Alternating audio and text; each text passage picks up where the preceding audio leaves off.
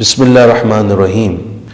ہم میں سے ہر شخص کا دوسرے شخص کے ساتھ کسی حوالے سے کوئی تعلق، کوئی واسطہ ضرور ہوتا ہے۔ جن بندوں کا آپس میں تعلق ہے تو ایک دوسرے کے کئی حقوق مالی اور اخلاقی ایک دوسرے سے وابستہ ہوتے ہیں۔ ہر دن کو زندگی کا آخری دن سمجھ کر اپنے معاملات صاف کر لیں۔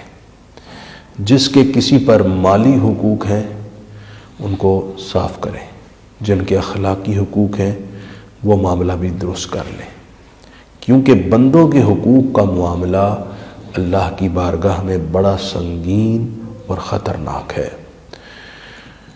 جس کا کسی پر قرض ہے تو قرض کو فوراً واپس ادا کرنا چاہیے۔ قرض ایک ایسا خطرناک معاملہ ہے، یہ شہید کی بخشش کے درمیان بھی رکاوٹ بن جاتا ہے۔ جس سے قرض لے رکھا ہے اسے واپس وقت پر دینا چاہیے۔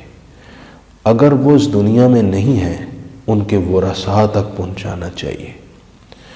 اور اگر کسی پر آپ کا قرض ہے اور وہ اس دنیا سے چلا گیا ہے اور اس کی اولاد اس قابل نہیں کہ وہ واپس لوٹا سکے، دل تھوڑا سا بڑا کر کے اس کو معاف کریں۔ اس معافی کی بہت فضیلت ہے اور فائدہ ہے دنیا میں بھی اور آخرت میں بھی۔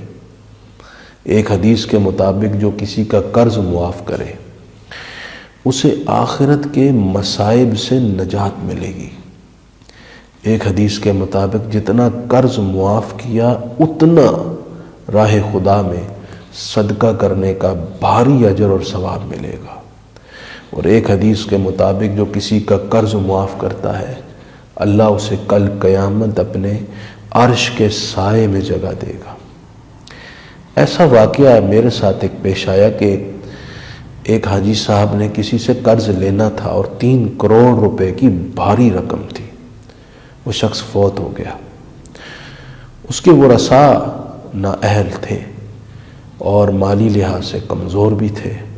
انہوں نے کوئی توجہ نہ دی۔ حاجی صاحب نے بہت طلب کیا، نہ ملا۔ ایک دن مجھ سے مشورہ کرنے آئے۔ میں نے یہ احادیث ان کو سنائی اور میں نے مشورہ پیش کیا کہ آپ انہیں معاف کر دیں۔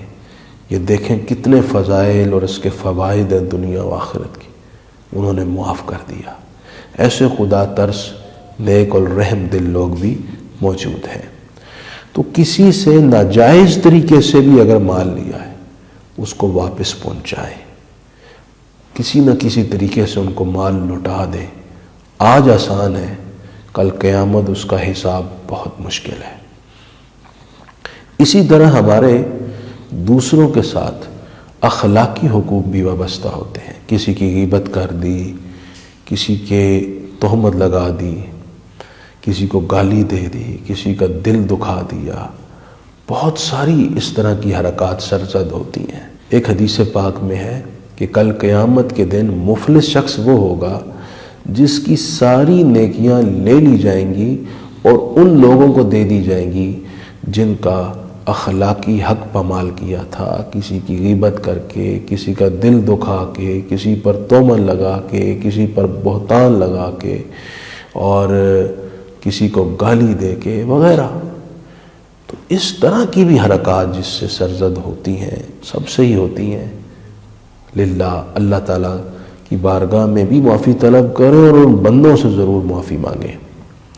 اور اگر کسی کی اس طرح اخلاقی ہم سے کوتاہی سرزد ہو گئی اور وہ اس دنیا میں نہیں ہے تو کیا کیا جائے؟ بڑا آسان سا معاملہ ہے۔ ان کے حق میں دعا کریں بخشش کی، ان کو پڑھ کر ثواب پیش کیا کریں، ان کی طرف سے صدقہ و خیرات کر دیا کریں۔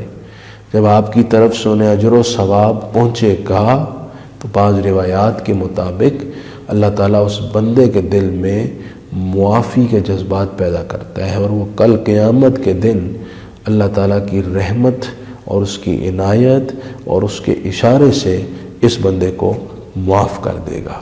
اللہ تعالیٰ ہمیں ایک دوسرے کے حقوق کے معاملات میں پھنسنے سے بچائے۔ خدا را ان معاملات کو کلیئر کریں۔ اگر ان معاملات میں کلیئرنس نہ کی تو قبر و حشر میں بڑا مشکل مرحلہ درپیش ہوگا۔ اللہ پاک ہم سب کے لیے آسانیاں مہیا فرمائے۔ والسلام۔